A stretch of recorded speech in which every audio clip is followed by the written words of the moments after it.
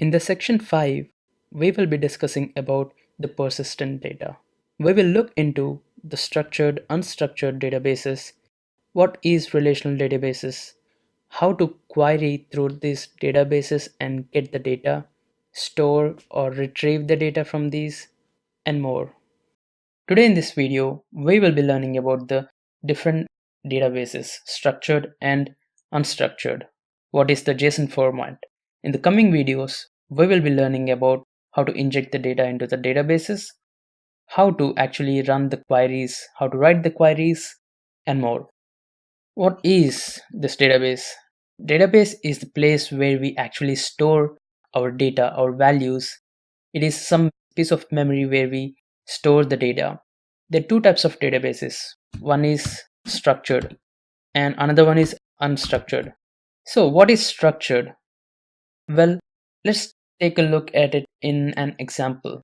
Firstly, structured is something, as it says in its own word, which is well organized. In structured databases, every single data, everything will be stored in tabular way. So they will be stored in tables. Let's say we have a table over here and we have like 3 columns, and let's say we have some n number of amount of rows. What actually happens here is this is one column 1, column 2, column 3. So every column and row, each respective column and row has a value. They can be null, it can be some integer, string, or something. That means we can store a column, its data type, and every row is also known as a tuple, where it actually defines some details about the table. For example, let's say this is a table of people. What we're going to do here is the column 1 is first name, column 2 its last name, and let's say S3 as SSN. What happens here is in a structured database, we can actually find a unique person, let's say in this table, using primary key. In a structured database, primary key is nothing but something which is unique. In our case, in this table, using the SSN number, we can find out a person uniquely. That means they can find me, they can find you using the SSN number itself. This is what primary key is. Foreign key is something which we get it from another table, but they are all in-depth topics which we can learn later on. But for now, let's stick to the basics. This is what actually structured database is. Now, what is unstructured database?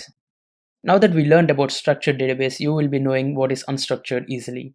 Something which is not structured is unstructured database. In unstructured database, we don't have actually a tabular way to store data. We have some kind of a messy way we can store. For example, if you want to store a person's details, I can write like Harsha is my first name, Bingi is my last name, my SSN number is, let's say, 111111111, some phone number, then followed by my address. This is how we can store an unstructured data. Every value is followed by a comma, and then another value comes in.